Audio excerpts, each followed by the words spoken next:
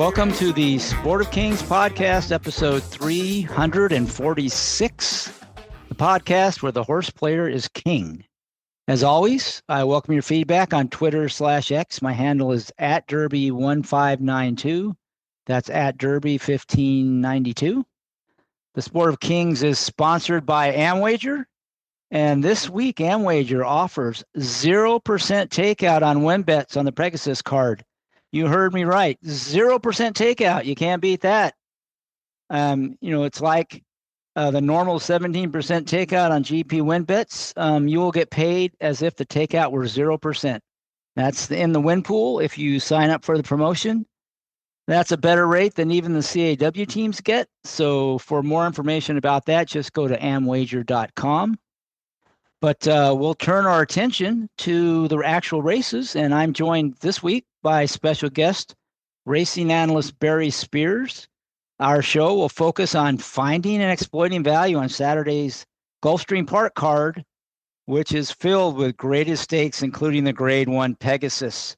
We'll talk about our strongest handicapping opinions and how we might leverage those opinions using optimal betting strategies. Hi, Barry. How's it going? Really, really well. How you doing today, man?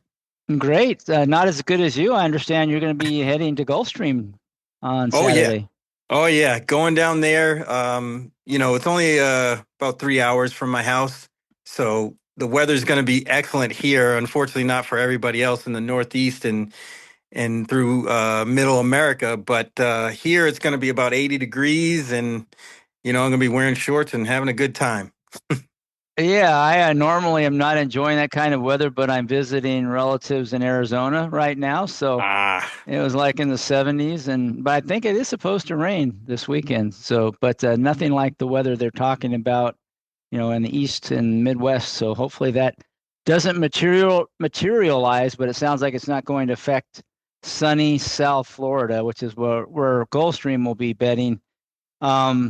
And before we get into betting, I always like to talk about the wagering menu at the track we're talking about. In this case, it's Gulfstream.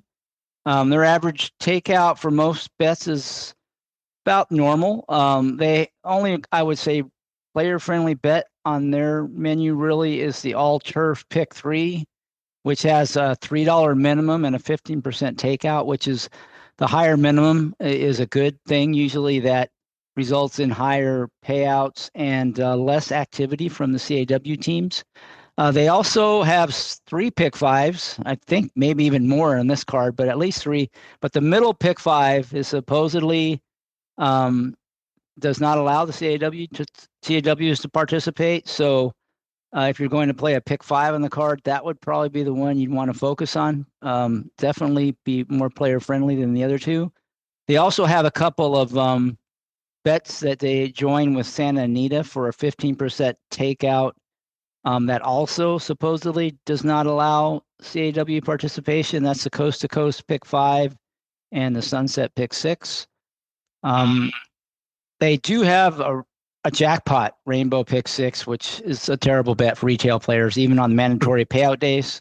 So I'd avoid that. CAWs have unfettered access in most every other pool that I haven't mentioned, including that Rainbow 6. So that means you have to really look for value because it's a pretty high hurdle to overcome if you look at both the takeout and that competition from the teams. Except, of course, if you bet to win this week using Amwager's promotion where you get 0% takeout. So win bets might be the way to go if you find somebody you like in this sequence. And that's what Barry and I are going to try to do is maybe give you some ideas to help you form some good opinions on how to bet these races. So we're going to look at the last 5 races on the card. It's all graded stakes, several grade 1s, but the first in the sequence is race 9. It's a grade 3.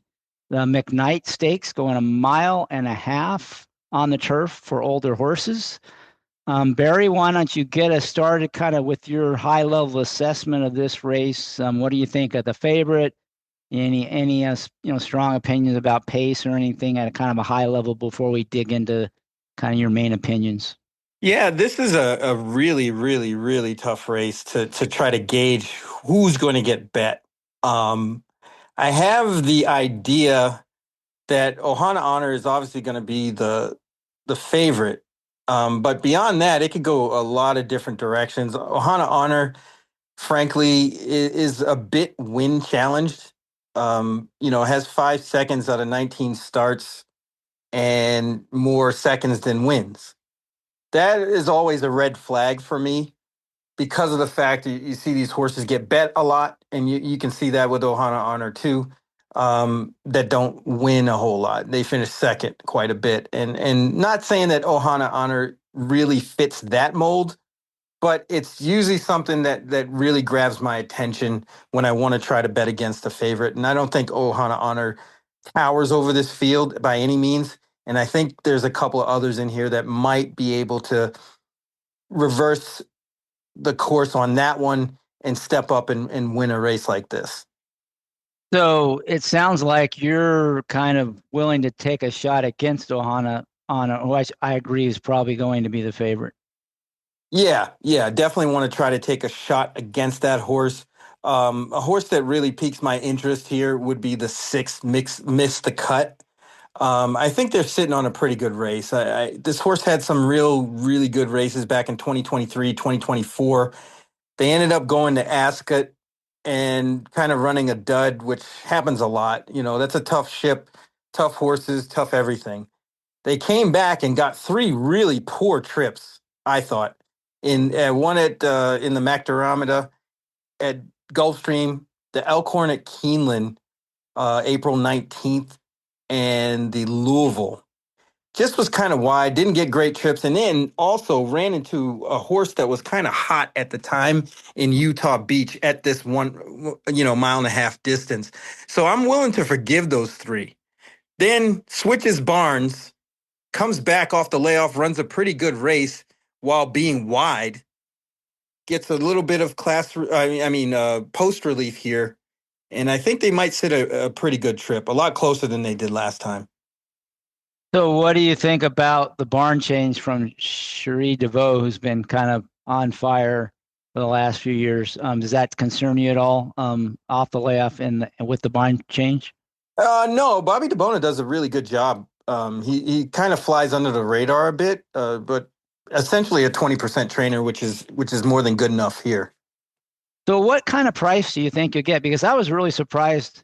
6 to 1 seems high on this horse. That Yeah. was 3 to 1 at the Louisville Stakes and 3 to 1 at Keeneland in the Elkhorn. I think, off the layoff in the barn switch last time, it was a bit of a price, but like you said, it showed it still got some run. And, it's stretching out to the distance it seems to prefer, right? So what do you think the price would be on this horse? I think it depends on what the one horse Zverev. Zevrev? I'm not sure Yeah, how there you you say go, that. Yeah, Zverev. yeah, I'm sorry about the name, yeah. but yeah, it just depends. I mean, typically Irad, wherever he shows up, horses get bet over bet. So his price should be lower than expected. They have that one 6 to 1 on the morning line. If that one gets bet a little more, I think we probably could get about 9 to 2 ish at What would best. That's really being optimistic. I think probably closer to 3 to 1, 4 to 1 would probably be more appropriate. what price would you be willing to take if you were, say, thinking about betting to win on Miss the Cut? I think my limit would be 3 to 1. Okay, and that seems like you could get that. I'm thinking that 3 to 1, 4 to 1 range might be right where that one falls. So, and you like that one? Do you think that Mr. Cut's more likely to win the Ohana Honor, or are you just looking at the price? Um, it's a tough call. I mean, Ohana Honor hasn't. He just doesn't win a whole lot. I mean, he's got a nice stretch there from 2024 to 2025 where he didn't win. So he's no cinch here. So I think Mr. Cut might be the one to beat, even though the So, price won't say so. yeah, well, it sounds like so you've got a good horse to build some bets around. So, Absolutely. are you going to try to beat Ohana Honor and play some gimmicks here in the verticals with Mr. Cut? And if so, what horses are you looking for? Yeah, I want to use Mr. Cut on top, obviously. I definitely am going to use Ohana Honor. Um, and the horse that really intrigues me at a price is the 12 Hammerhead. I like horses that are steadily improving. And this horse, you can see through the past performances, back in 2024, when they broke the maiden, has just escalated all the way to the point in the last race, the valedictory, won on the synthetic going this distance. And this horse really showed improvement once they went longer. Once this horse went from a mile to a mile and 3/8, you can see the speed figure improvement. This horse just purely runs better. Just didn't get a great draw. But I think Jose Ortiz is good enough and does well in these kind of situations to get this horse competitive and in a spot to make a run at the lead. But I really don't think that horse can win. But I would like to see that horse obviously to show up in the number, exactas, tries, supers. What about Zevrev? Are you gonna use him or leave him out? What's I'm the gonna what? try to leave that one out if I can because I'm not really fond of the rail draw. It forces Irad to do one of two things: either try to get this horse in position um, early up front, or fade back, and then they probably would have to go around quite a few horses. So it puts this horse in a spot where I don't think they really want to be in, meaning that they'll have to use, or Ired will have to use his horse probably earlier than he would want to get position, and I think that hurts their chances. So you like Missed the Cut. You're willing to try to beat Ohana Honor and Mm-hmm. Zevrev. You see Hammerhead maybe as a price horse underneath. Anybody else that you would be looking to include with those two in say exactas or tries or supers, however you would play this race? I think Balnikov has been keeping good company for a really long time. I know he's another one that really is he just can't stand Santa Anita, and getting away from there is probably a bonus, but it's really a toss up after those three horses. So after Zevrev, Missed the Cut, Ohana Honor, and then if you want to throw Hammerhead in there, after that it's kind of up for grabs. So in a race like this, if I can get around using Zevrev in the second spot, I will do that. Well, and usually I like to play tries in such a fashion where you hit the exacta cold and then have a couple of options for third. So in this situation, a bet that I might concoct would be Missed the Cut on top, Ohana Honor second, with Zevrev and Hammerhead for third, and maybe Balnikov at like a $10, $15 increment. So you're going to try and key Missed the Cut on top, and then Yeah. hopefully try to get some price underneath. Hammerheads looks like the kind of the value horse, and maybe Zevred, depending on how they bet. Although you probably will have that IRAD tax included, and then Balnikov you have in there in that mix too, or not? Was that just Yeah. yeah? Well, he's definitely a horse that'll be coming late. I think he's just going to be too far back to win this race. But he's definitely has the class and the closing speed to kind of get in the picture there. Yeah, the I don't oh go ahead. Go ahead. No, no, you're all set. I was gonna say I kind of share your opinion most of it, although I have another horse you haven't mentioned that I like quite a bit in here.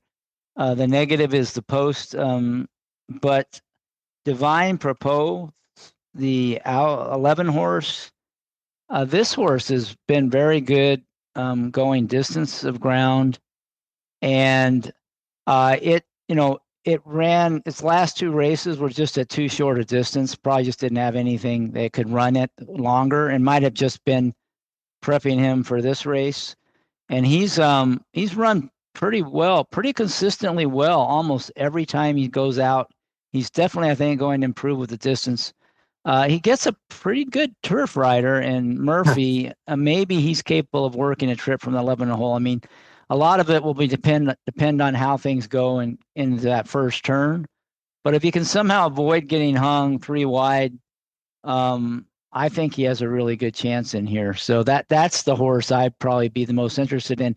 I was a little surprised that he's 5-1 in the morning line. Yeah, that's what really kind of got me cold on him. I mean, he does have some races to go to, and like you said, the distance is right up his alley. It's just a matter of working out a trip, and I'm not sold that he's at this level. I mean, he was running these kind of races out west and not really doing much against horses like There Goes Harvard. Um, Cabo Spirit has been pretty sharp. Lost to Fort Washington, but it's tough. He's a tough read for me in this race, to be honest. Yeah, I obviously I like him quite a bit more. But a lot of it is a trip, and so, but I don't think he's gonna be anything close to 5-1. I think it'll be twice that price. Yeah, I'm yeah. shocked at that morning line. I mean, it was 15-1 in his last race, so I don't see how he's 5-1 in here. Not sure where that came from.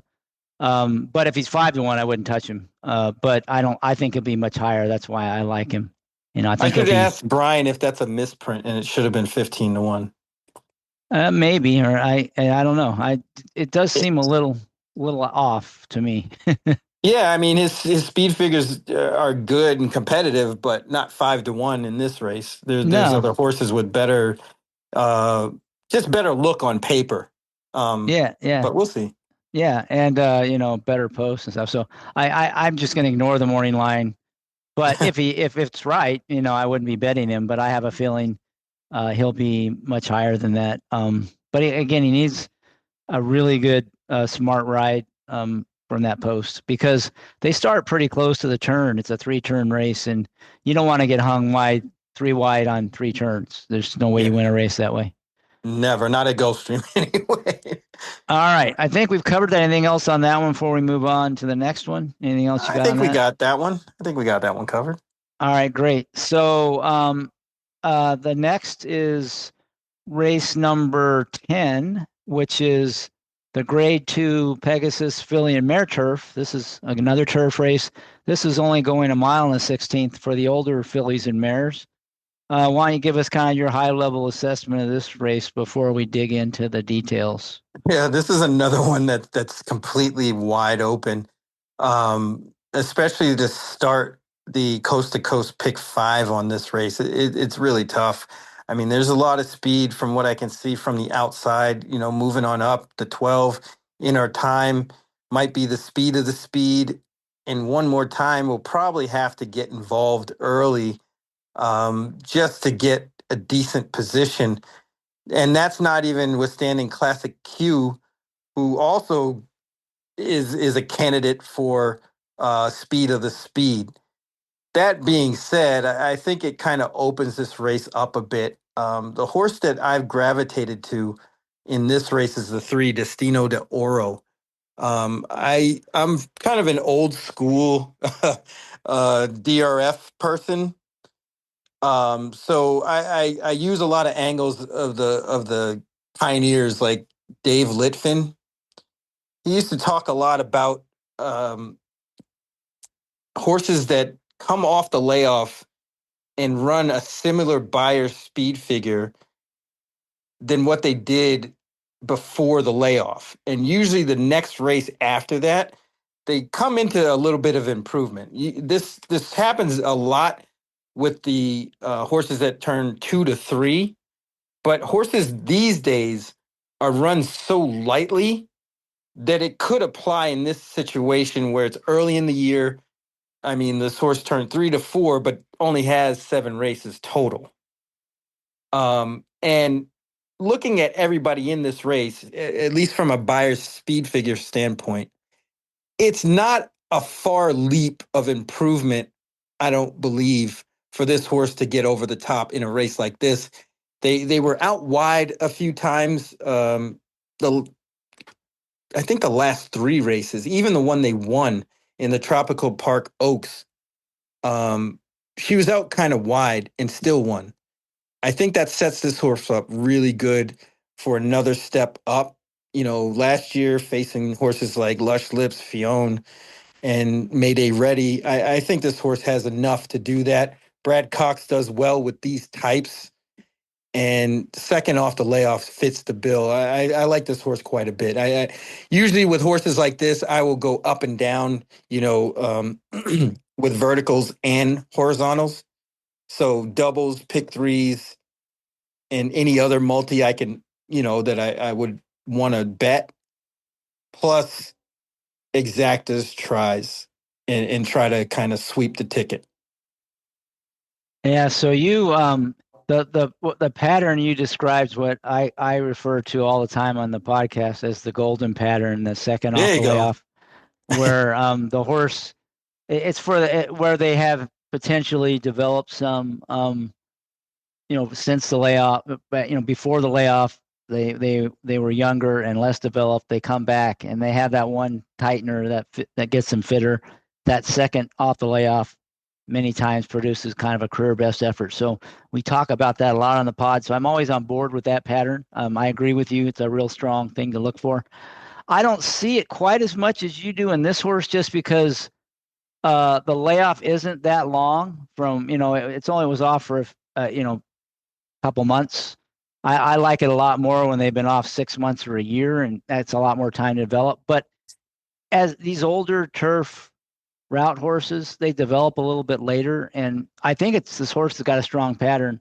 And you're saying you're kind of projecting enough improvement to for its numbers to kind of jump some of the ones that are faster going in, and you're hoping you get compensated for it in the price just because it hasn't really run numbers that look fast enough to win here. Is that kind of what you're thinking? Yeah, I mean, if you look at everybody's buyer speed figure, um, I would say somewhere in the mid 90s is probably where the winner will be.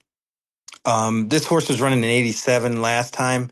I don't think it's a far leap for that horse to get like a 93, 94 in this race with a better trip, obviously.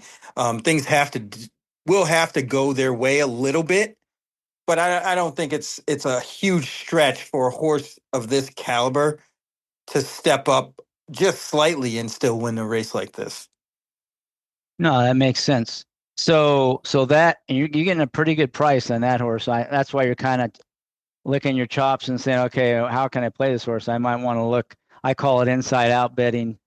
Look through down the verticals to exactas and tries, and maybe adjacent races for doubles or pick threes or whatever to see if you like anything else, any other opinions you can hook up with this one. So let's stick with the verticals right now. Um, who were the horses? What did you think of it? The favorite in here is kind of tepid. I think it's 9-2 with Whiskey Yeah. Decision. Um, Our Time's 5-1. Proctor Street's 12-1, but my guess is Proctor Street. That's another bad morning line, I think. Yeah, The that and horse the is probably going to be like second choice. Yeah, Yeah. so those are probably the three favorites: 7 Whiskey Decision, 8 Proctor Street, 11 in Our Time. Are any of those three? Are you against any of those three? Or are you think any of those three are strong that you'd want to include? Yeah, I definitely want to include both of them. Whiskey Decision, Chad Brown does this a lot with his horses where they come off the layoff like this and they run really, really top efforts. Um, he has this uncanny knack of doing that, and then he gets the top rider in Flavien Prat, who is just a master of timing. Um, the 8 Proctor Street looks very good. Three of the last four they won. The perfect sting. She didn't get an ideal trip. She was out a little wide and kind of faded late, and lost to another Chad Brown runner um, as the favorite. But 3 out of the last 4 in razor sharp form. 12-1 seems to be an awful stretch. Maybe it was just wishful thinking that if they put this horse at 12-1, post time they'll be 6-1. But I really think this horse is probably going to be second choice. Yeah, I mean it's coming off three out of four in a stakes race win at Churchill, and it's had it won a stakes or allow a high level allowance at Keeneland. I just don't see how it's 12-1. Yeah, and it's got good connections too. And it just seemed like a horse that everyone's going to gravitate towards. Probably either, like you said, either that one or the Chad horse. And then Um, Heredia, the two, is the horse that I really have a big question mark on. I want to like this horse, but has been kind of disappointing in the States. And obviously this horse isn't getting any younger either. But I think this horse has a good performance in there. And I also think this horse is going to float up in odds. 8-1 morning line. I think this horse is going to be a little bit higher than that, just for the fact of the adjustment of Proctor Street getting bet. That makes this horse a lot more interesting at, let's say, 10-12 to 1 rather than 8-1. You know, that's where the adjustment and looking at the board, things like that, will come into play as to how I would use Heredia. But I'm gravitating towards using that horse underneath Destino de Oro. yeah, I am. I'm pretty high on Heredia. I mean, I agree. It took her a little while to find her form, but I think her last two races are buried good. And they were both in great grade one races where the favorites are going to be coming out of, lower level stakes races. But I think that legit excuses in both those last two. And I expect that horse had some pretty good European form. I think it's Yes. actually in better form now than it looks. And like you said, probably be a much better price than the favorites. So for me, of the ones you've talked about, that would be the one that caught my eye in here as a potential play. Anything else in this one that you were looking at, or is that kind of Yeah, sum up? that's those usually, even when I'm playing multis, I tend not to go more than four deep if I can avoid it. I like to narrow and play skinnier tickets um, in that regard because I like to kind of up the ante and play them for, two, three, four, $5 and try to cash. And when I hit good. Well, yeah, I mean, I always try to encourage people to, tighten those tickets up. Oh, where you have opinions, just build it around your opinions. And then if you don't have a strong opinion, then, that's where you need to spread some. But, you want to try to keep it as tight as possible. So that makes a lot of sense. There's one other horse I was interested in. Just get your opinion on that one. The six horse, Caitlin, her greatness. Do you have any opinion one way or another on that one? Yeah, if this race was run on the synthetic, I would love this horse. But she does have good form. She does run well on the turf. But I just don't think it's her strong suit. She fits here class wise for sure. I mean, she's been running really good races against some really good horses. Like She Feels Pretty, Pondering, Ocean Club. She's keeping the company with the best of them. I just not 100% sure that this is her best surface. Yeah, I mean, you could argue it, but for me, I mean, I think probably her best race was, the Grade One Queen Elizabeth II, where she ran third, but that was just She Feels Pretty, and she ran a good race, I thought, and that was on the turf, and her most recent race on the turf, she didn't run poorly on at all either. So I don't know. I think she's kind of neutral, but you might be right. I'm more interested just because of the price. But to me, if you assume that she isn't any worse on the turf than the synth, I think she fits right in here, and Yeah. she might get overlooked a little bit because Yeah, she certainly will because Classic Q is not going to be 6-1 either. right. Um, so there'll be some shifting of the odds up and down between certain horses. I think Caitlin, her greatness, and Heredia are the beneficiaries of that. If you like them, because they're going to be higher, I think, than their morning line. So yeah, and Classic Q is a strange horse because that horse could just flat out fly early, and then it's had races where it's run well from off the pace. You just don't know what they're going to do with that horse.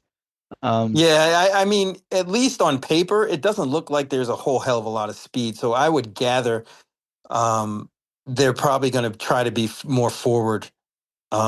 Kind of sitting a trip next to, in front of, sort of around in our time, and that's probably where they're most comfortable.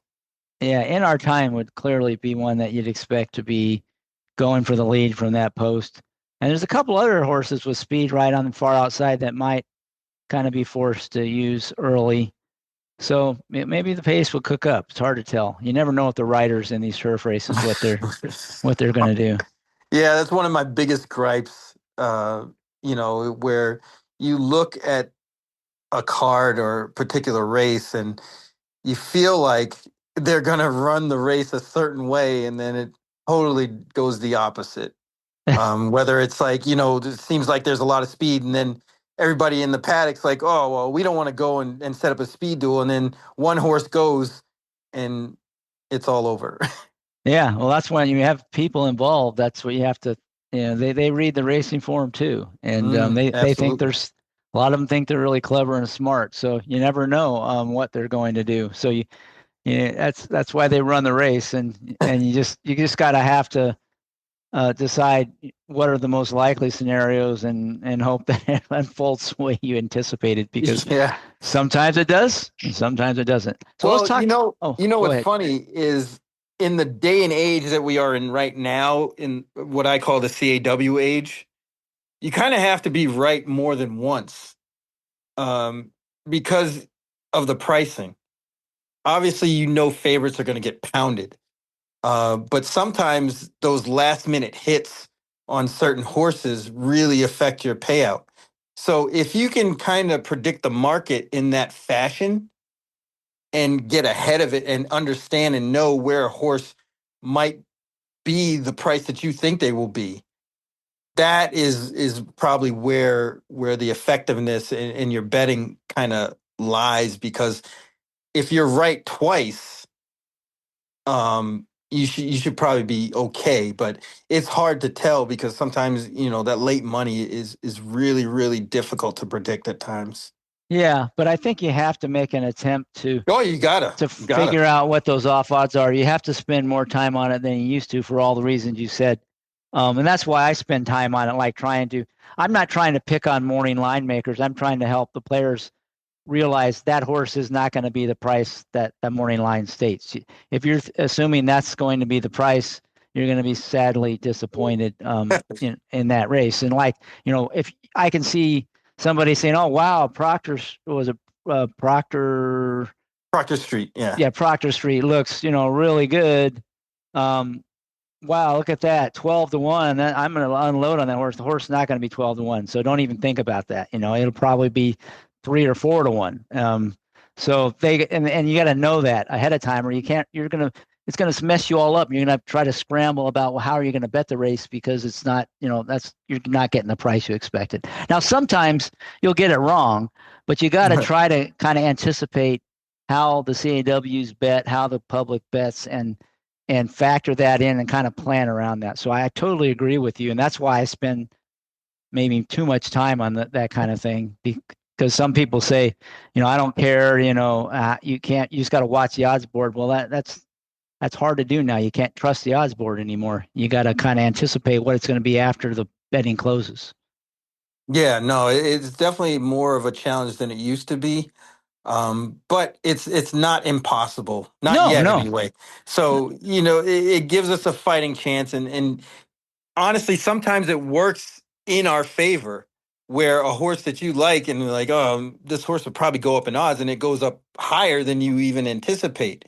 I've had that happen quite a bit. So it just all depends on what the bettors are feeling like, and then that last minute rush is really the deciding factor. And it's hard to predict, but it's not impossible. So real quickly on this race, you like Destin Dioro a lot. So may talk a little bit about what you're going to do with this horse. Are you thinking of playing any doubles from the prior race into this race?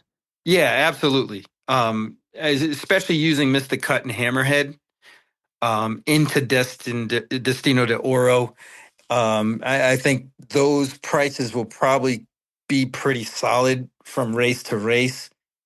And I like all of those horses. So I think it just lines up to be something that I'll take a stab at. Also, probably going to start out a coast to coast pick five. I like that bet quite a bit at the dollar increment with the And the no CAWs. CAWs. Yeah. Yeah. Right, the CAWs locked out. It makes for a really good bet. The payouts are always pretty good, even when favorites do win. But I think there's quite a bit of an opportunity. I'll probably play more than one ticket, singling Destino to Oro on a few, and then using, um, going a little deeper using Heredia, Whiskey Decision, and Proctor Street on the other ticket. So what about the verticals? How would you play that? You'll be keen, the three, I assume. What are you thinking about there? It depends on the price at post time. If I we're at 12, assume you'll get your 10 or 12. Say you get double digit odds on the three. yeah, if we get that kind of price, I'm definitely going to try to nail that horse on a win ticket, obviously, and then might go up and down with, exactas, tries, supers with those same four horses. So when you say up and down, just so the listeners know, you mean you have a Destino Dioro, the three horse on top on some tickets and the two slot and some tickets, and maybe you're playing tries even the three slot. Is that what you're talking about? Correct. But mostly I'll concentrate on that horse being second, because I tend to use exactas with the horse I like second as a place bet. So I wouldn't play a place bet. I'd play, for example, Whiskey Decision and Proctor Street over Destino de Oro as, in effect, a place bet. Um, you know, because of the fact that I I like to believe that I can be pretty accurate, that it's not really going to affect, this horse running second. I think I can nail the winner. Yeah, and that's I totally agree that the place bet's not normally a good bet. If you have any opinions outside of the horse you're going to bet to win, don't bet at the place. Like you said, bet it underneath the horses you're afraid might beat you. And that's a much better way to play it than to play a place bet because then your cutoffs really reduced. So that I mean your payoffs really reduced. So that's good. So would you think about you're thinking what exactas and try? Do you play tries? I mean, what on the verticals do you what do you focus on? Usually Exactas? exactas. I'm a real big exacta player, $20, $30 exactas. I like to nail my opinion. I don't typically box. I like to really press my opinion. And if I lose, I lose. We live to fight another day. But when I'm right, I try to crush them. Great. And you're not doesn't sound like you're big into the more exotic verticals like tries and No, I'm supers. actually kind of curious at people that play, high fives and supers a lot. I have a tough time with those kind of bets. Usually if I hit or play super, it's usually, I try to nail the try cold with a few horses underneath for like $3 to $5 and try to just nail it that way. And I usually don't fish for giant payoffs. It's something that's sort of fairly obvious that isn't going to pay a lot. But if you have it at a higher increment, you can make some money and get more value out of it. Yeah, that makes sense. So focus your opinion.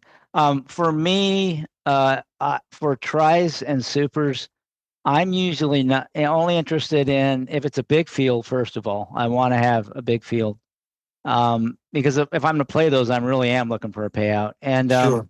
the other is I've got to not like the favorite, and it's got to be a favorite that's fairly strong. So like a race like this where the favorites are kind of lukewarm, you're not really getting much by fading the favorites. So, but in some races where you've got a heavy favorite you think could be out of the number, then you're getting super value because a lot of times, if it runs a bad race, you can bet it out of the two spot, you can bet it out of the three spot, you can bet it out of the four spot. So I mean that's the way you get real value is if you can fade a fairly strong favorite and you've got some secondary opinion, like a horse you like in this race, the three.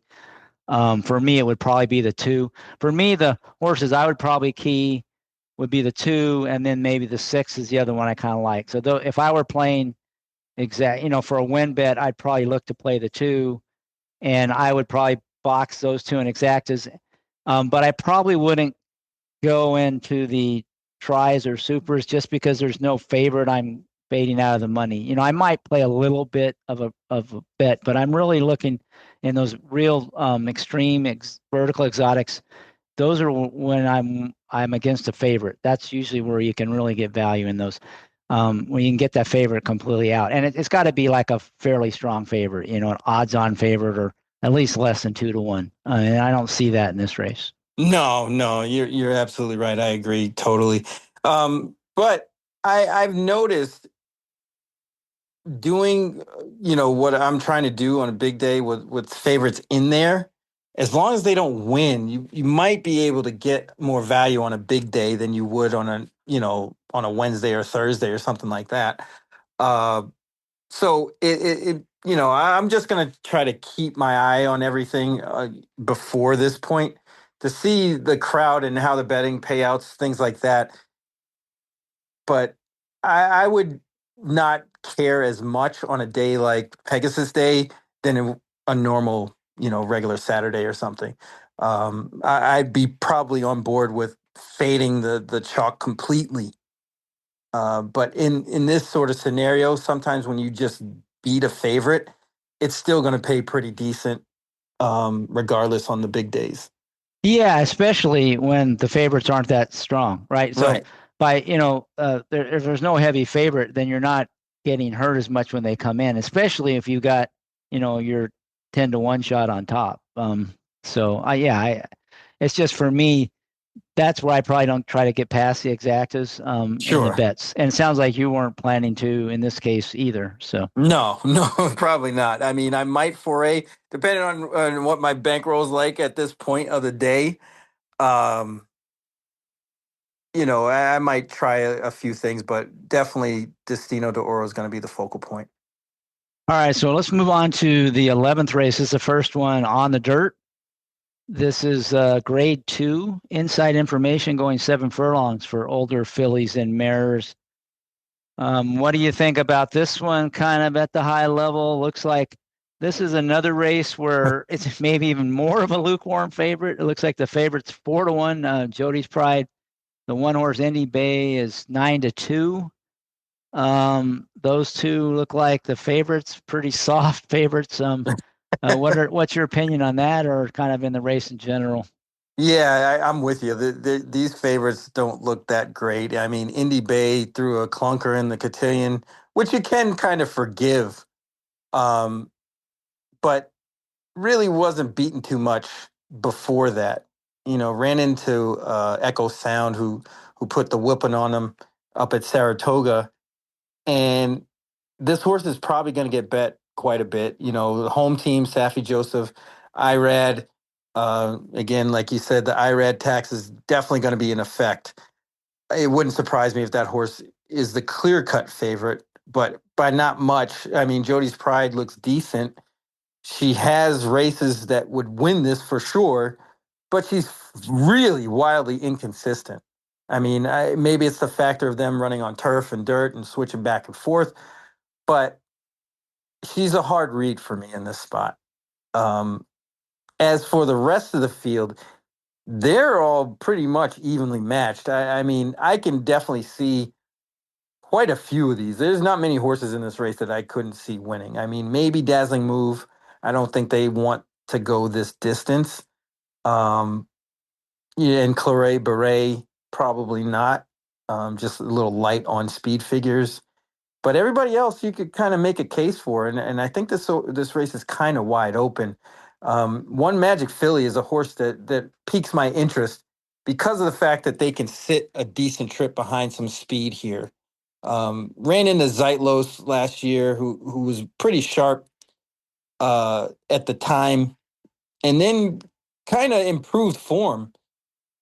I would like to see them really make a concerted effort to sit a little further back, though. That's kind of my only gripe, and that's sort of what I think, especially on the cutback. They ran 2 races at a mile. I think that puts this horse a little bit further back than, let's say, a stalking position, but not quite too far of a closer. And I think that might be the sweet spot, especially with Grand Job in this race, who probably is the speed of speed and will be out there zooming it. Beyond Belief has some zip. Uh, Indy Bay will probably have to get involved, especially from the one hole. Necessity has some quickness too, so it might get a little hot up front. And I think One Magic Philly off on the cutback looks really interesting here. It's kind of interesting you said that because so when I looked at this, I thought Grand Job's going to go. No one's going to want to hook up with that horse. And you got like eight other horses that all want the exact same trip that you just described for One Magic Filly. They're going to all want to be sitting off, and they can't all be in the same place. So I Yeah, was, there's going to be some jockey decisions here yeah, because the other horse that I like, the 12 Verity, um, has that same. They all, like you said, want that same kind of trip. But I think being outside of Grand Job puts this horse in a better position. I agree. I think if you want to be on the outside in this race, um, but even then you're really Right, risking you get getting hung hung out on wide. the. Yeah, so that's why I'm thinking, this race may end up either just going to Grand Job because everybody concedes the lead and the horse just goes and they don't no one decides to put pressure on until it's too late, or there's somebody who can kind of sit behind all the other horses that are pressing and stalking and then get an inside out trip and win it. So that was just from an overall race shape. I thought this was kind of interesting. This is one of these races where, especially going 7 furlongs, tends to be a little more tactical with the riders. They have more time to make a decision going into that first turn. They're all going to be jockeying for the same position, so it'll get really interesting, I think. So, is there Yeah, anybody that you thought is it One Magic Philly the one, or is there anybody else that you were thinking was going to be potentially a value play for you in here? yeah, probably the 10 and the 12. One Magic Philly and Verity. I'm not too enthusiastic about this race, although I think it does have some chaos potential. Uh, this one really gave me fits, and I really don't know what to do with this race as of yet. This is a tough one for sure. Yeah, it really is. And it could potentially cook up. Like if everybody realizes, oh my God, I'm going to get hung 7 wide if I don't step on the gas, you might get two or three of them punch the button early and it cooks up, right? Or they might all just try to, don't want to engage early and drop back and set it up for a grand job. But given 7 furlongs, if some of the riders panic early, it could really cook up. And like you said, then you could be total chaos meltdown kind of a situation, right? Yeah, that would really upgrade Sterling Silver for me if that's where I decide things will happen. I like their last race in the Rampart, kind of one going away, and I think they're going to be probably the best closer in this race, whether they can get it done or not. I mean, Gulfstream Park notoriously isn't a place where closers win a lot, but they can win when things get crazy up front. And this race definitely has that sort of potential. And if the price kind of goes up higher, I'd take a longer look at Sterling Silver. Yeah, it seems like I can't believe that horse is going to be 8-1 though. Do you think you get 8 on that I think horse? you might get that, or close to it. 6, 7 to 1, maybe. But I don't think anybody's going to just get bet off the board here. I think they're all going to be kind of from 3 to 1 to 8 to 1. I think a lot of horses are going to fall in that territory. Yeah, I mean, if you got 8-1, then Sterling Silver makes a lot of sense. I just didn't expect that. I mean, she might be vying for favoritism, I think, but coming off of some good wins, and she's kept some pretty good company her entire career. She's not a bad horse, but so it sounds like for you, this is not a race you're licking your chops to play, and you're looking maybe at the 10 or the 12. But this is probably not a race you're going to be making a bunch of bets just within the race. It's more like if you're going to use it in horizontals, you got to figure out what you're going to do. Exactly. Yeah, I would say this is probably one of a spread race for me where I would go more than 4 deep.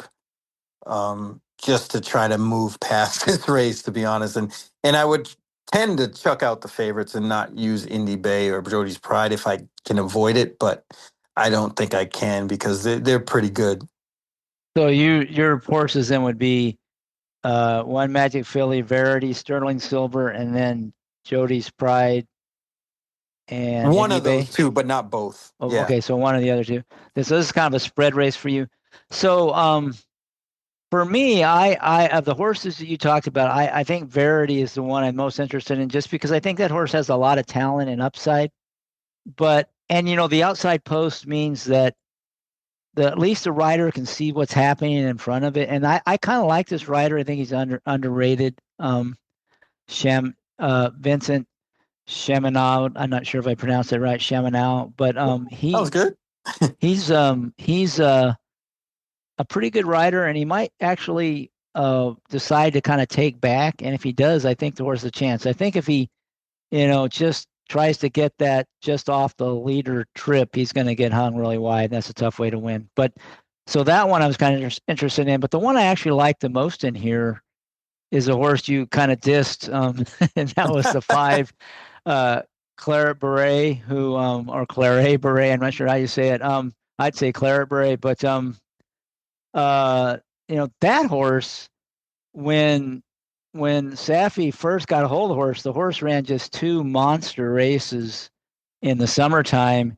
And then to me, it was just a classic, horse reacted to those 2 big efforts that set it horse back.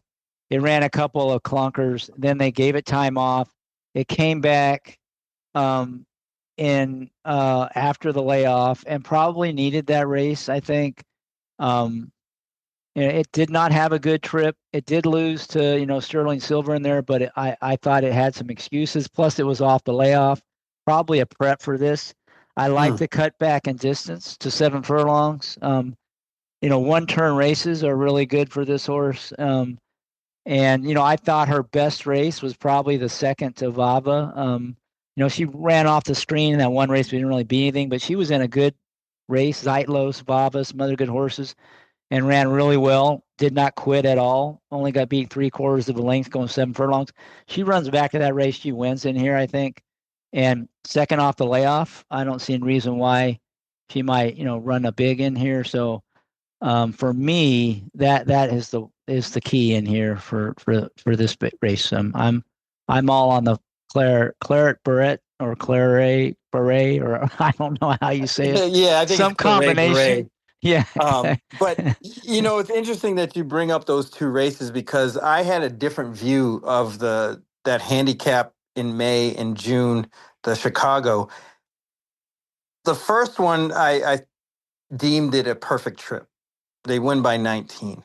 Didn't really, turn a hair. And I also thought that for the second race there, the Chicago, I think they got a really good setup and ended up running really well.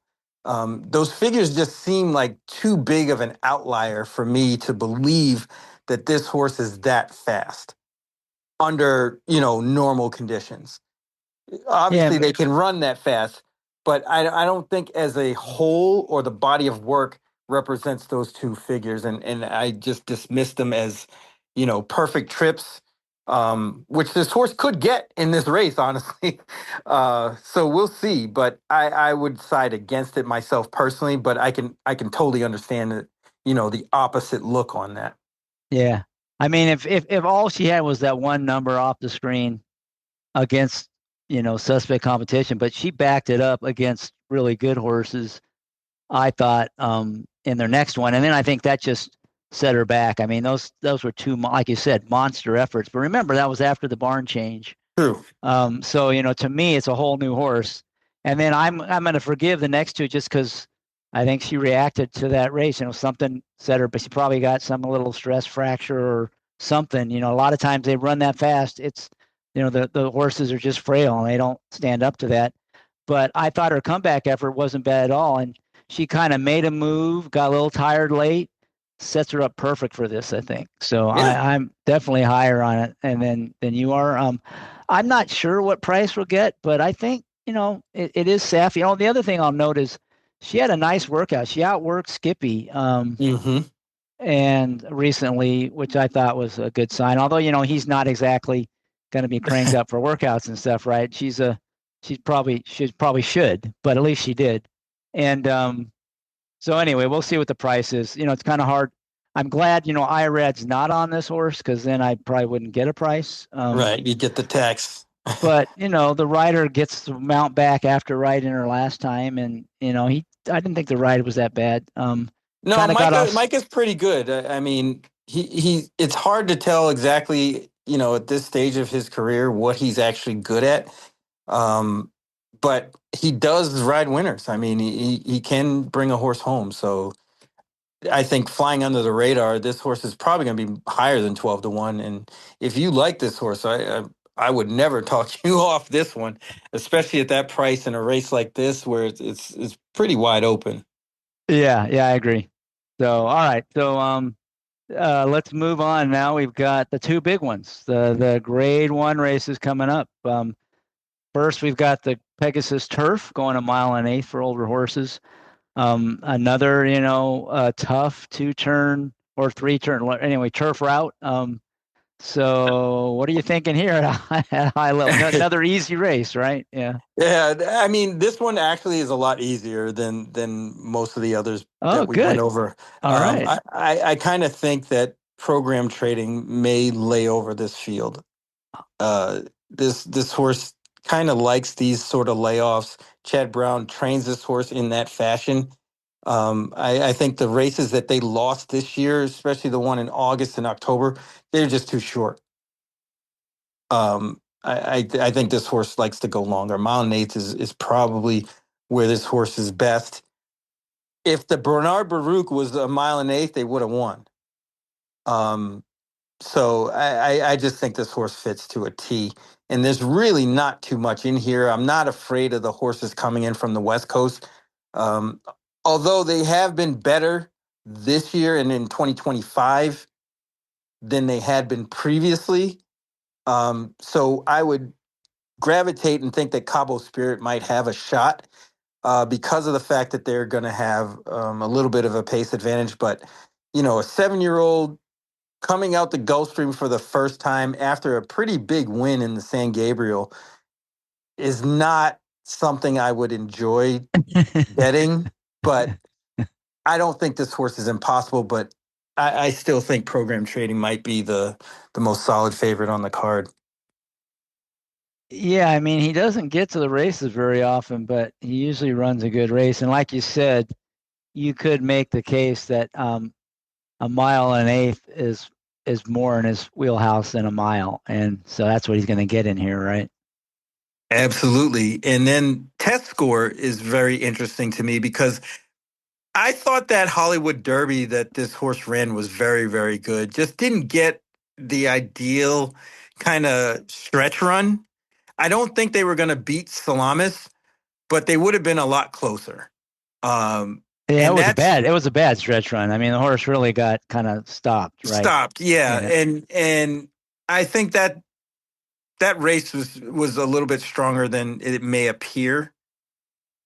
And I think that horse has a good effort in him. I mean, after that, Major Dude is a horse that it's probably his best days are behind him.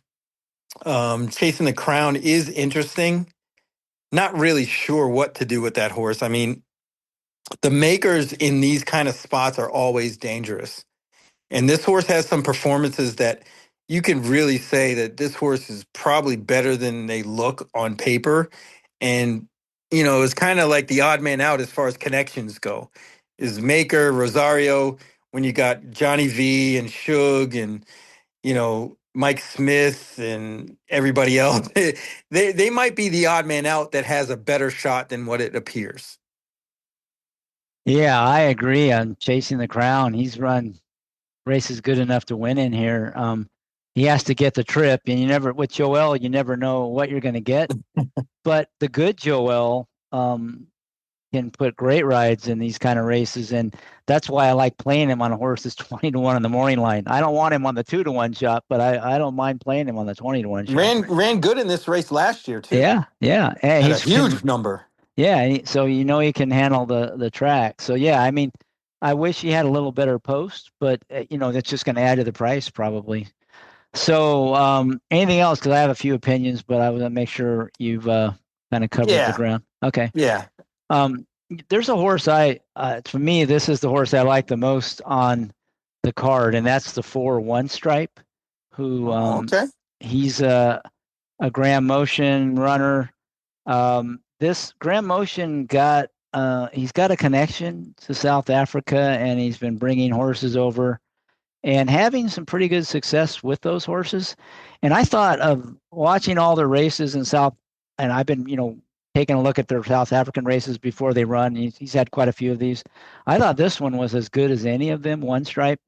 Um, it took a little time, I think, to hit its stride in the U.S. And you got to remember, there's this long quarantine, a different hemisphere, across Atlantic ship, all these things. So, some of these horses may take some time to acclimate, but that last race, this horse was a beast, and I think it finally got comfortable in the U.S. and that talent it showed in South Africa came through in that race, and that was at Gulfstream, so it can handle the surface. To me, it runs back to that race and gets a trip in here. Very dangerous. It's really kind of interesting. I don't get it. I don't necessarily like it, but they brought its rider from South Africa in to ride in this race. Um, Johnny V, he had some different riders. So this is the rider who's won a bunch of races on this horse, but he's not in the U.S. So I don't necessarily like that because I'd rather have riders that are familiar with racing in the U.S. But it won't hurt his price, I don't think. Probably a better price than to be with a U.S. rider. So, and he certainly knows the horse. I mean, had success with him. So, this horse, I think, could get overlooked, and I really like it. So, to me, and I do respect program trading. So, kind of in your exacta saver kind of bet, I would probably play this horse underneath him as a saver. But I think I'm not as totally convinced program trading lays over as you do. And I think there's some other ones, including Chasing the Crown, who could threaten him. The other one I think is there are two more I think are kind of a threat that you haven't mentioned. One is Fort Washington, who just seems to always get overlooked, and he got a tough post, but he likes to drop back and fly late. So I don't know if he can win, but I think he could get into the exacta or try at a price. So he'd be one I'd use with One Stripe. And then the horse just to the inside of him, Beach Gold, I think that's another horse that's very solid and, gets a good post and as a pretty good turf rider and is in good form. He can handle the track. He's coming off a pretty good race that, I thought in his last race, he got an okay trip. Before that at Kentucky Downs, he had run well. Again, I don't know about winning, but that's a horse I think maybe with the right trip could get into the exotic. So for me, this is a race where I really like One Stripe, and I'd be keen on him, and probably trying to hook him up like you talked about before, even in some of the horizontals.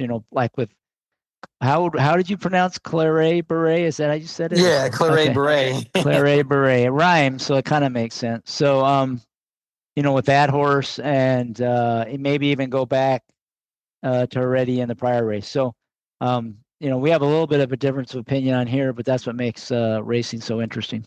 Oh, absolutely. I mean, your case for One Stripe may have convinced me. I mean, I think the only question mark really for that horse is the distance. It's I'm not sure why they haven't run longer ever, but here we are. Yeah, no, that is a good question. But watches, I don't know if you've watched that last race, but there was nothing in that race that would cause me to think he's not going to go a little farther than a mile because I mean, he stormed home in that race. Yeah, right. He was awesome.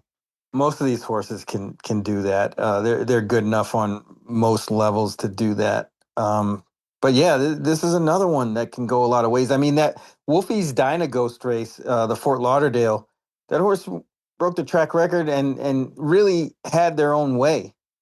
So horses like Cugino and Beach Gold could, in effect, get better trips and not be favored in here.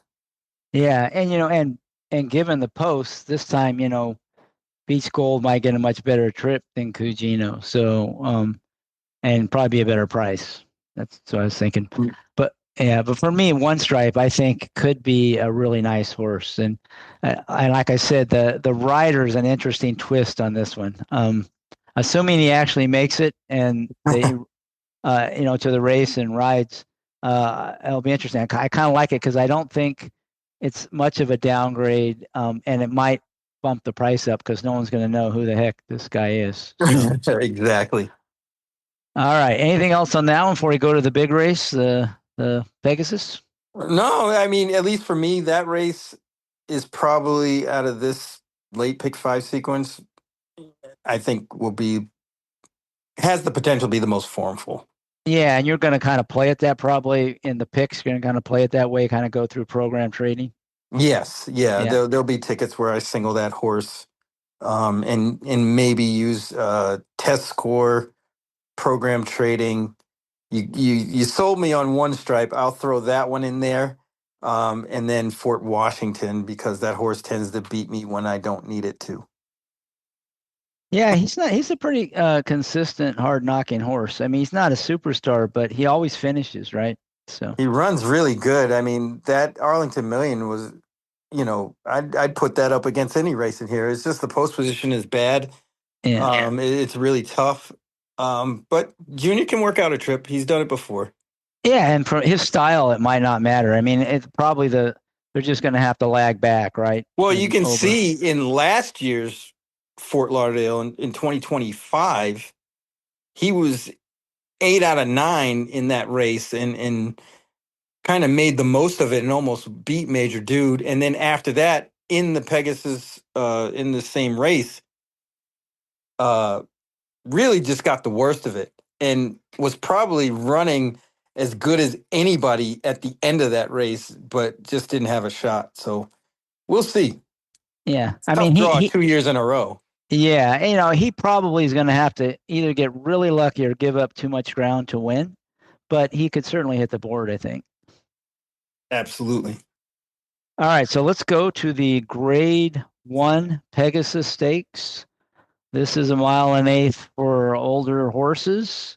It's always an interesting race on the calendar. It's kind of in a weird spot nowadays where, a lot of the big horses have retired, but a few of them stick around, and you got, the newly turned 4-year-olds, some of those, that have some upside going against the older established horses. So, kind of give us your high level view of this year's Pegasus Stakes. Yeah, it's a really interesting race. Not as strong as you would want, but there's a big field.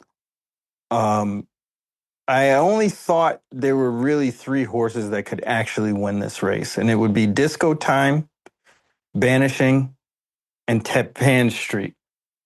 Everybody else is kind of running for minor awards. I know White Barrio is 8 for 10 at Gulfstream, but I would have liked to see this horse run after they scratched him in the Breeders' Cup.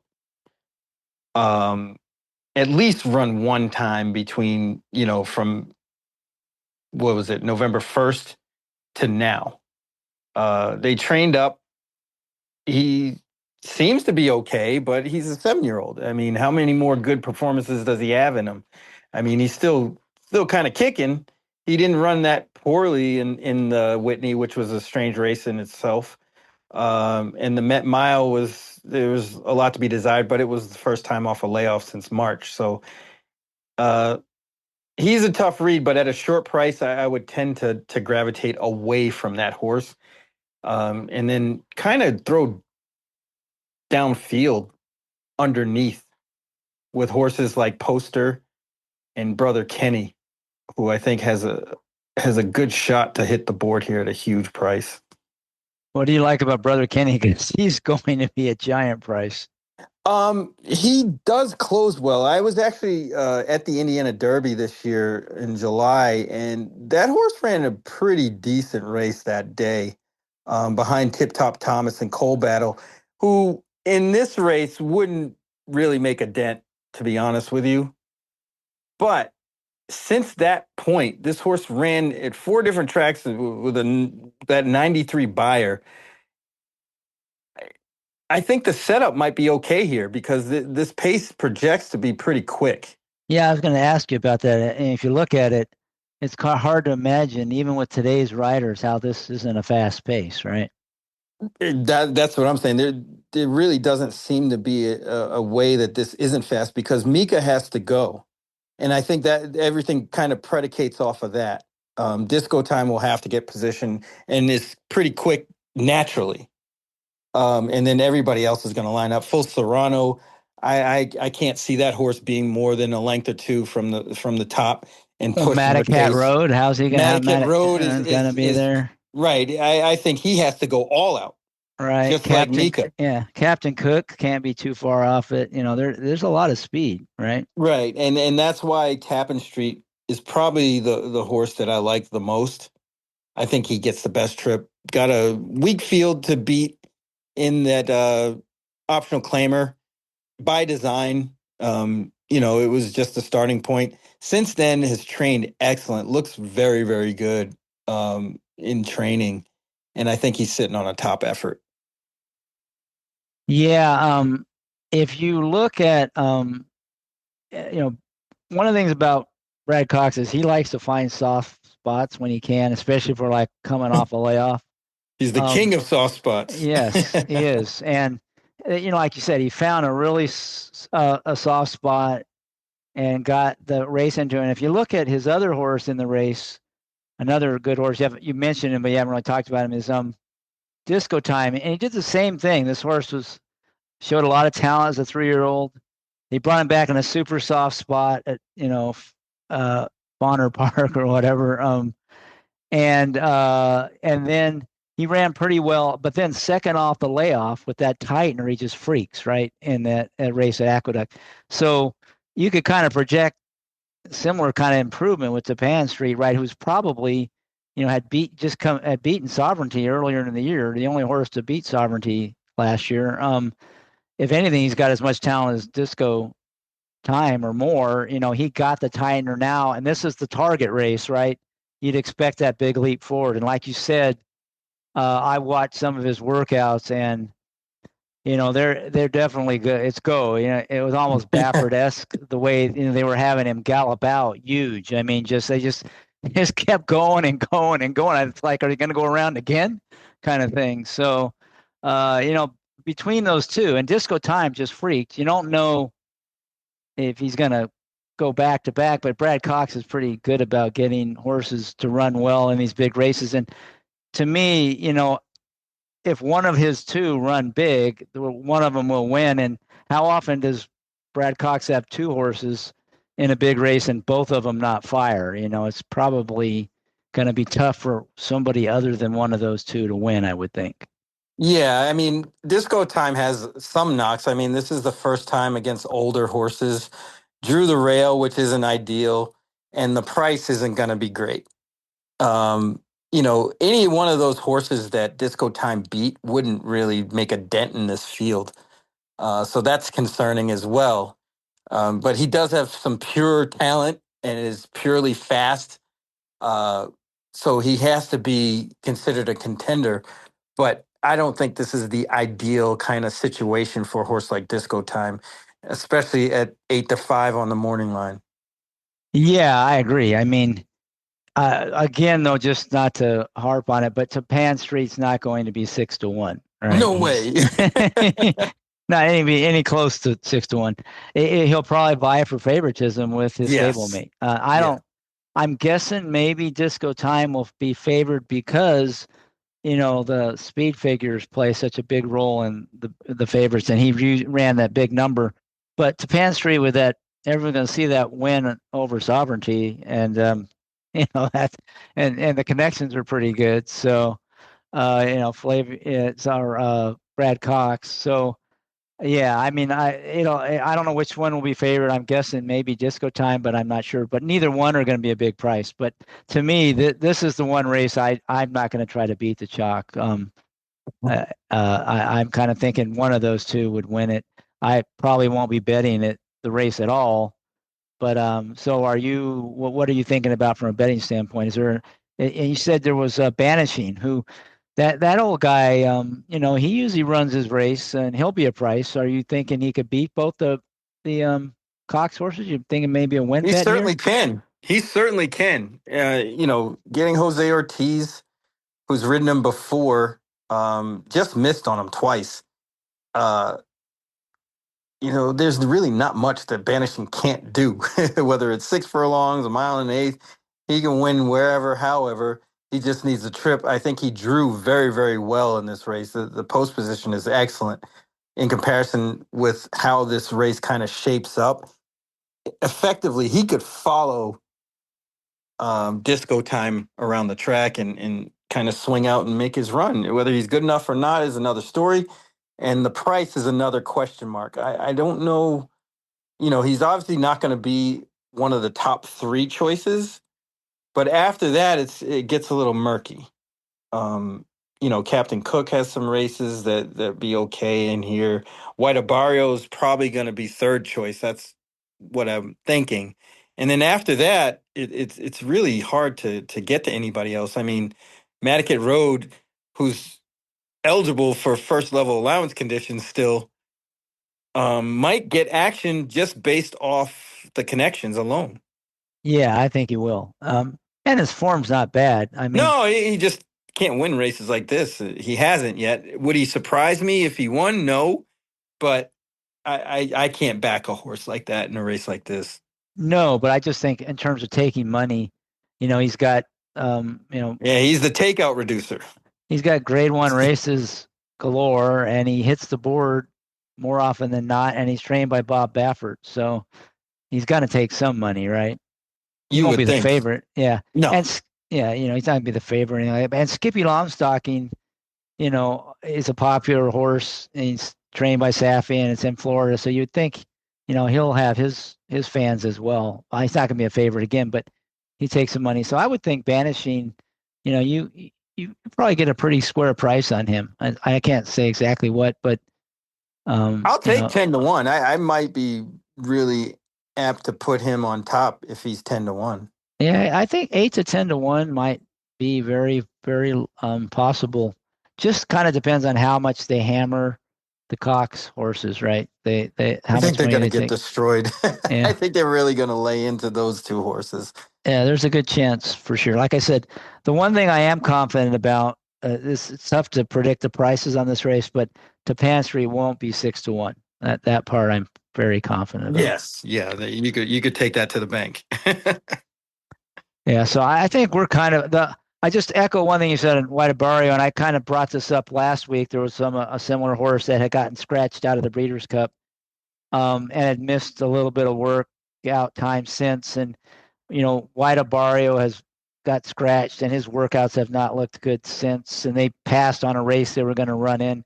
The track record on these horses that are really bad. Doesn't mean he can't win, because he certainly popped races that he can win with, but if he really is like the third betting choice at 4 to 1, I would be way against him. Yeah, He's he's a pass for me. And if he wins and he goes, back to back like this, I'll have to tip the cap to him. yeah, he certainly can run at Gulfstream. He certainly can run big when he fires. I just wouldn't count on him firing in this race. So I think we just put him into the winner's circle probably. No doubt. All right. So anything else on that race? No, I think So we covered it. All right, so you're kind of a Banishing guy. If you get anything near that morning line, you'll be betting on him. Would this be one where you do your saver exacta under the Brad Cox horses, or? Absolutely. Yeah, they look very strong here.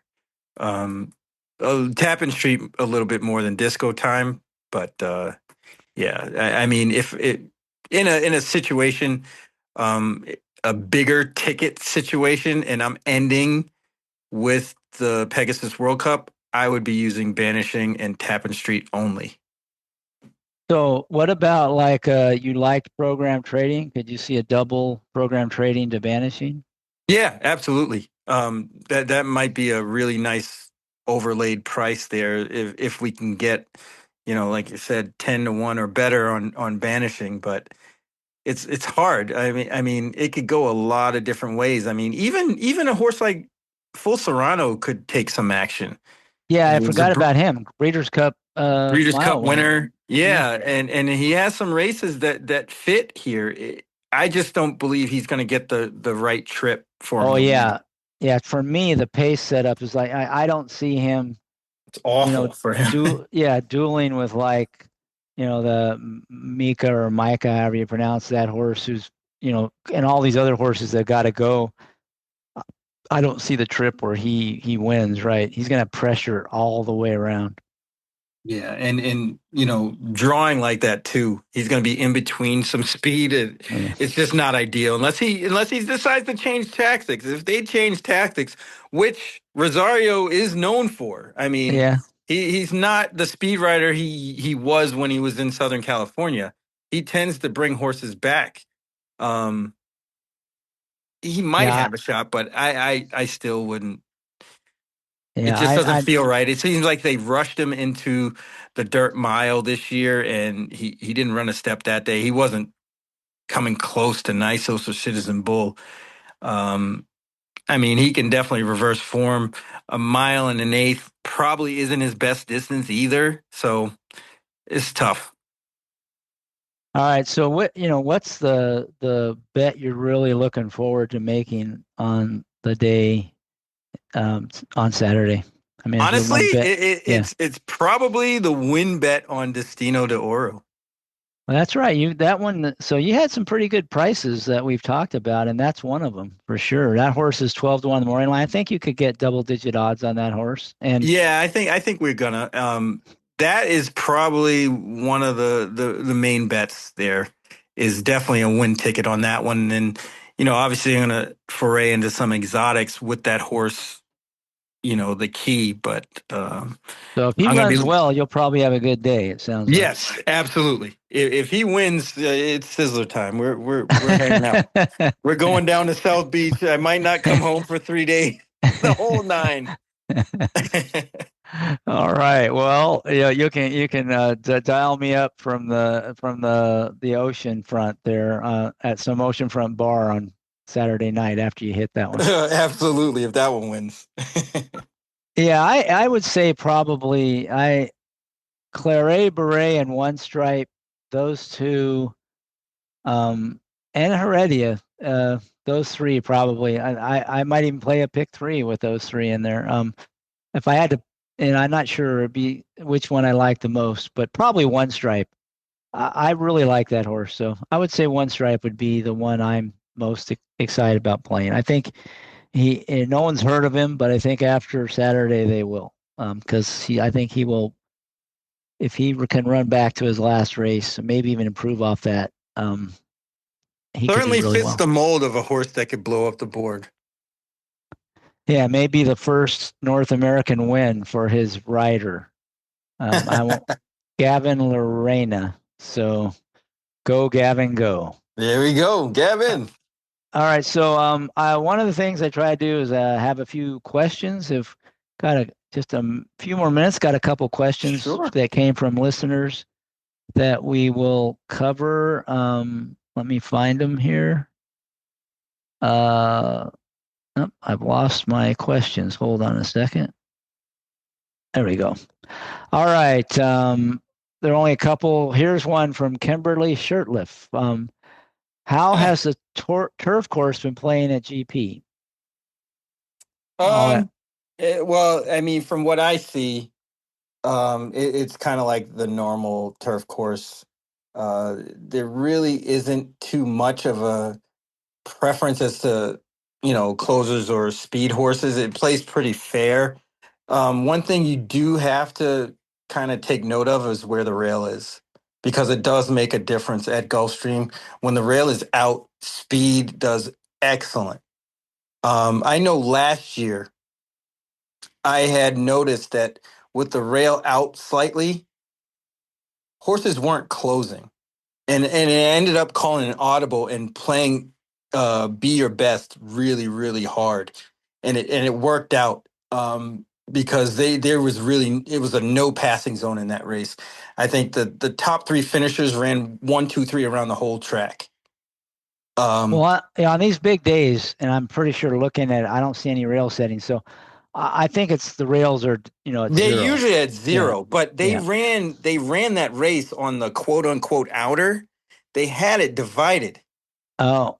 Well, then we have to be careful and take a look at that. Then They that's do something to that pay attention sometimes. to. I don't know if they're going to try to do that on Oh, Saturday. no, they are. They are actually. Hold on a Oh, second. they are going to split You're it. making a good point. So I'm going to look here. Hold on. So the Pegasus turf is going to be at 0.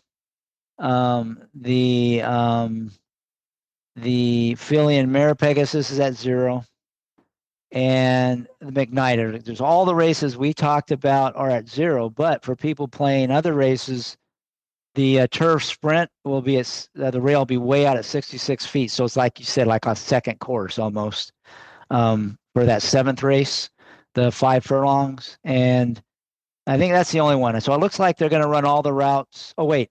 And the early races, the allowance races, Yeah, are they're, probably going to be out wide. so those two and the allowance races and the sprint are on that second course, but all the turf routes will be, basically with the rail at 0. So that's good point to make, and that was worth checking. So, but in this case, I think it probably will be, given you'll have fresh ground, and it's always good to save ground. Typically, if, in Hmm. turf racing, the inside is probably preferable to the outside, but there's always risks to those inside trips as well. Oh yeah, you get bottled up, can't get out. I mean, I've lost many a race where my horse just can't get out of a box. Yeah. Um, but Yeah, that's some riders racing. are a lot. Yeah, and some riders are much smarter about who to get behind and when to ease out. That's what makes them good turf riders. Guys like uh, Irad and Pratt. Those guys typically don't get boxed in very often. Yeah, I Uh, mean, Irad. It's funny you bring oh, that up because Irad, you'll see, he almost never gets the rail trip on the turf. He tends to keep his horses wide and clear so they can make that run, and he's very good at timing that run. He's not as good on the lead. He tends to make any mistakes that he does make. It's usually when he's on the lead. I mean, the Cogburn ride in the Breeders' Cup kind of accentuates that. all right, well, that was actually a good race for me. That on Oh the Breeders' yeah, Cup. Yeah, I love that race. yeah, because I was going against Cockburn. All right, one other question. This one's from Kevin McEntee. What are your thoughts on a turf horse going from route to sprint as opposed to sprint to route? Is the cutback to sprint typically more of a positive angle? What are your thoughts on that? Let's probably have to talk about it in terms of dirt or turf. You can pick whichever one. Well, it depends on how big of a cutback. Um, I tend to believe that the longer races, like if you're going a mile and a half, mile and 3/8, and you cut back to a mile, you're going to struggle. Because I think the paces of those races are wildly different. And it's hard for a horse going long like that to cut back to a faster race, especially the way that turf racing is run in America, where it's not really like it is on dirt, where the speed is at the premium. It's late speed that's the most effective. Um, but cutting back from, let's say, a mile and an eighth to a mile and a 16th, that is more of a more favorable kind of cutback, and I do like those kind of horses, especially when they're really not intended to go a mile and an eighth, and they cut back to a more realistic mile and a 16th distance or a mile. Yeah, that makes sense. I mean, to me, it's so situational. But like Right. even the example you gave, say a horse has been going, say on a turf race, it's been going a mile and a quarter, a mile and 3/8, and now it's cutting back to a mile and eighth or a mile and 16th. If it's, most of the time I wouldn't be real keen on that, but if a horse tends to be rank all the time on those longer races and the rider's always fighting it, sometimes that cutback where they're just naturally going faster, the rider won't feel obligated to strangle the horse back and give it let it settle without burning energy fighting the rider. Sometimes those horses can really improve. So if they've True. been kind of really rank and burning energy fighting the rider and they cut back where they get and same even in dirt races where they go from a sprint to a route, if they've been route horses that just tend to be really rank. I kind of like it when they get into a faster race, and they don't, they'll have a target. They don't have to strangle them back. So It's funny that you say this and bring this up because my old podcast partner Chuck Simon, um, he was very good at pinpointing horses on the dirt that showed speed and faded in sprints to stretch them out on the grass. Um, he was really adept at that, and I learned he kind of spoke about it a lot, and I learned what he used to look at, and it is really just pure speed and then pedigree. The horses would stretch out, and he got a lot of winners that way. Uh, and it's something I kind of look for. I mean, I know it's not a pure kind of cutback, stretch out sort of situation, well, it but is, but it's both surface right, switch but and yeah. exactly. So there's a little bit of an extra element in the surface, but I kind of tend to agree, depending on the pedigree with the horses, let's say they go 5 furlongs on the turf and stretch out to a mile. Pedigree really is one of the deciding factors, and then how quick they are, because some horses are just too quick for their own good, and they'll never be able to get most distances because of the fact that they just can't settle. Yeah. But depending on the trainer, who it is, what they're doing in today's race, it's not worth.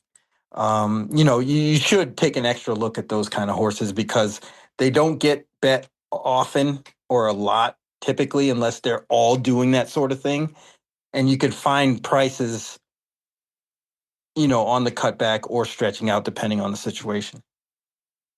Yeah, and a lot of it's how much of a cutback. So like on the turf, a lot of times like at Gulfstream where they only have a 5 furlong sprint.